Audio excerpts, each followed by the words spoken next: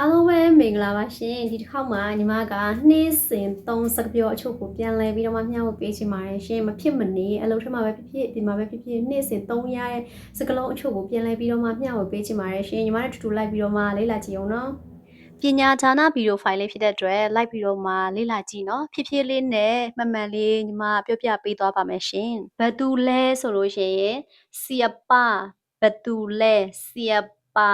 ဘာလဲလို့ပြောချင်ရင်အပဘာလဲအပမင်္ဂလာရှိသောနနက်ခင်းလေးပါဆလမတ်ပါကီမင်္ဂလာရှိသောနနက်ခင်းလေးပါဆလမတ်ပါကီနေ့လယ်ကိုကြတော့တင်ကားဟာရီနေ့လယ်ကိုကြတော့တင်ကားဟာရီညနေကိုကြတော့ပတ်တန်းညနေကိုကြတော့ပတ်တန်းညဘက်ကိုကြတော့မာလန်ညဘက်ကိုကြတော့မာလန်ဗမာလဲလို့ပြောချင်တယ်ဆိုလို့ရှိရင်ဒီမာနာဗမာလဲဒီမာနာဟိုးမှာဆိုလို့ရှိရင်ဒီစာနာဟိုးမှာဒီစာနာငါဆိုလို့ရှိရင်စာယာငါဆိုလို့ရှိရင်စာယာငါတိတယ်လို့ပြောချင်တယ်ဆိုလို့ရှိရင်တခုခုပြောမယ်ဆိုလို့ရှိရင်ငါတိတယ်အဲ့လိုမျိုးပြောချင်တယ်ဆိုလို့ရှိရင်စာယာတောက်ငါတိတယ်စာယာတောက်ငါတိတယ်စာယာတောက်အခုဆိုလို့ရှိရင်စကာရန်အခုစကာရန်အခုစကာရန်အမြဲတမ်းဆလာလူအမြဲတမ်းဆလာလူမဟုတ်ဘူးလို့ပြောချင်တယ်ဆိုလို့ရှိရင်ပူကန်မဟုတ်ဘူးပူကန်မဟုတ်ဘူးလောက်တီဆိုလို့ရှိရင်ဘွတ်လောက်တီဆိုရင်ဘွတ်မလုံးနဲ့ဆိုလို့ရှိရင်ဂျာငန်ဘွတ်မလုံးနဲ့ဆိုလို့ရှိရင်ဂျာငန်ဘွတ်ကိုကတယောက်ယောက်ကိုပေါ့ကိုယ့်ရဲ့တငယ်ချင်းပဲဖြစ်ဖြစ်မိတ်ဆွေပဲဖြစ်ဖြစ်ဟဲ့နေကောင်းလားအဲ့လိုမျိုးပြောချင်တယ်ဆိုလို့ရှိရင်အပါခပါနေကောင်းလားအပါခပါနေကောင်းလားအပါခပါနေကောင်းလားတငယ်ချင်းကာဝန်တငယ်ချင်းကာဝန်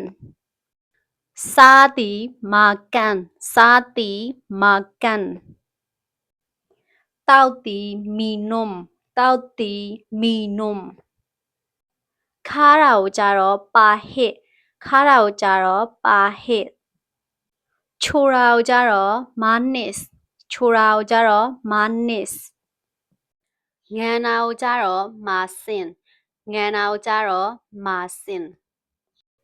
ချင်နာကိုကြတော့အာဆန်ချင်နာကိုကြတော့အာဆန်ဥပမာကိုအလုံးလုံးတဲ့အခါကြလို့ရှိရင်ပြီးပြီလို့ပြောချင်တယ်ဆိုလို့ရှိရင်အားကြတော့စူဒပြီးပြီ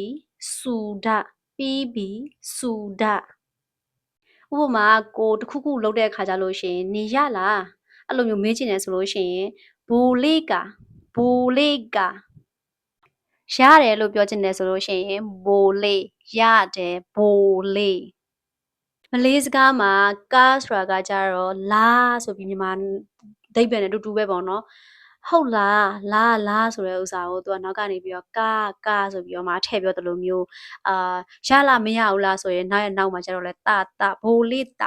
ဘိုလေးတအဲ့လိုမျိုးပေါ့နော်ဥပမာရတာမရဘူးလားသူကအဲ့လိုမျိုးမေးတဲ့ခါကြလို့ရှိရင်လဲတကိုထည့်ပြောနိုင်ပါတယ်ရှင်ညီမရဲ့ဗီဒီယိုဖိုင်လေးကအားလုံးအတွက်အကျိုးရှိစေလိမ့်မယ်လို့မျှော်လင့်ပါတယ်ရှင်နောက်ထပ်ဗီဒီယိုဖိုင်မှာပြန်လည်ဆုံတွေ့ကြမယ်နော်အားလုံးဝတ်တတာ